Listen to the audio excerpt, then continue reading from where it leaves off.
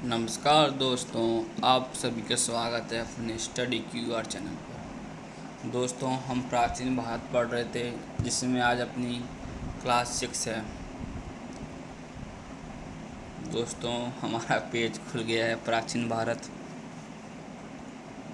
दोस्तों, हम प्राचीन भारत में साहित्यिक स्रोतों के बारे में पढ़ चुके थे, जिसके बाद हमने लौकिक साहित्य स्टार्ट किया था।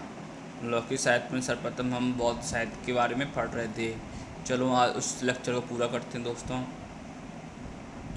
दोस्तों, बौद्ध साहित्य में त्रिपिटक सबसे महत्वपूर्ण साहित्य है, जिसमें त्रिपिटक में क्या किया गया है। त्रिपिटक में महात्मा बुद्ध की शिक्षाओं का संकलन है।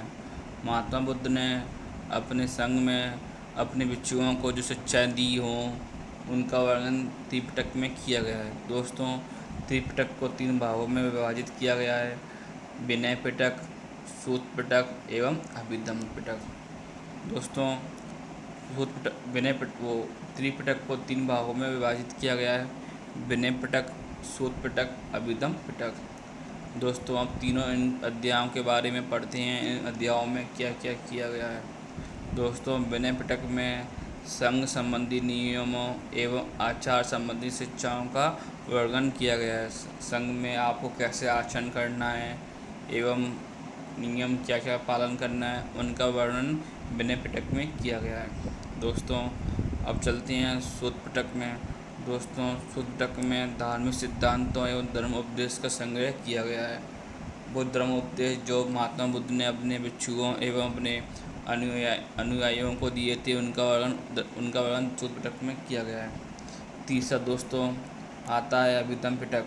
अभिधम्म पिटक में महात्मा बुद्ध के जो दार्शनिक सिद्धांत थे, उनका वर्णन किया गया है। चलो दोस्तों, आगे चलते हैं। दोस्तों, फिर आता है बौद्ध ग्रंथ के बारे में कुछ जानकारियाँ। दोस्तों, अभी हम बौद्ध ग्रंथ जो लिखे गए थे, उनकी भाषा क्या है, उनके विषय क्या है, उनके बारे में अध्ययन करेंगे। दोस्तों, बौद्ध ग्रंथ ज़्यादातर पाली भाषा में लिखे गए हैं। दोस्तों, ये पाली भाषा प्राचीन काल में जन साधारण की भाषा थी, इसलिए बौद्ध धर्म प्राचीन काल में अधिक लोकप्रिय हुआ था।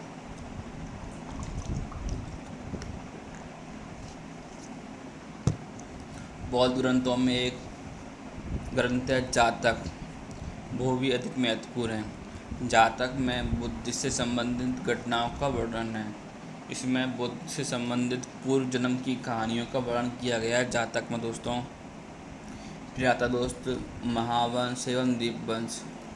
ये दोनों ग्रंथ पाली भाषा में लिखे गए हैं। ये भी बौद्ध ग्रंथ से संबंधित है। इसमें हम प्राचीन भारत के इतिहास मानो मौर्यकालीन इतिहास के बारे में इससे जानकारी मिलती है। दोस्तों, आगे चलते हैं।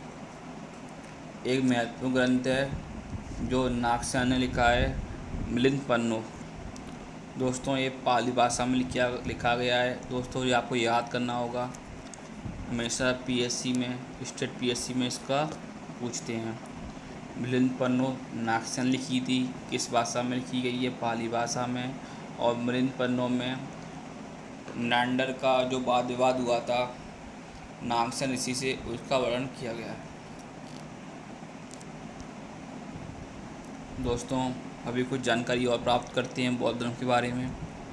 दोस्तों, बौद्ध धर्म के जो हीनयान संप्रदाय है, मतलब बौद्ध धर्म के 2 संप्रदाय हैं, महायान संप्रदाय एवं हीनयान संप्रदाय। दोस्तों, महायान संप्रदाय पर ब्राह्मण वैदिक धर्म का प्रभाव पड़ा हुआ है। जो अब पढ़ते हैं हीनयान संप्रदाय के बारे में।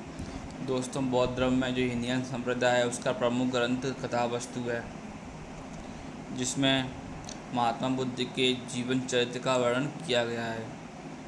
दूसरा दोस्तों, महायान संप्रदाय का प्रमुख ग्रंथ ललित विस्तार एवं दिव्य बदान है। दोस्तों, आपको ये भी याद करने होंगे, अक्सर पीएससी में इसके बारे में पूछ लेते हैं। हीनयान संप्रदाय का प्रमुख ग्रंथ कथावस्तु है एवं महायान संप्रदाय का प्रमुख ग्रंथ ललित विस्तार एवं दिव्य बदान है। दोस्तों, अब हम महायान संप्रदाय के जो ग्रंथ हैं उसके बारे में वर्णन करेंगे। दोस्तों, ललित विस्तार में बुद्ध को देवता मानकर उसके जीवन तक कार्यों का चमत्कारी वर्णन किया गया है। दोस्तों, ये मान सकते हैं हम ललित विस्तार में वैदिक धर्म का प्रभाव है, जिसमें भगवान बुद्ध को ही देवता मान लिया गया है। उनका जीवन के जो कार्य किए गए हैं उनको चमत्कारी बता दिया गया है। दोस्तों, दिव्य वरदान से हमको प्राचीन भारत के बारे में जानकारी मिलती है, जिसमें अशोक से लेकर उसके उत्तराधिकारी से लेकर पुष्यमित्र शुंग, जो मौर्य के बाद जो वंश आता है पुष्यमित्र शुंग, उसके बारे में जानकारी मिलती है। दोस्तों, आगे चलते हैं। थैंक यू दोस्तों, अगर आपने हमारे चैनल को सब्सक्राइब नहीं किया हो, प्लीज़ हमारे चैनल को सब्सक्राइब कीजिए एवं लाइक कीजिए। थैंक यू दोस्तों।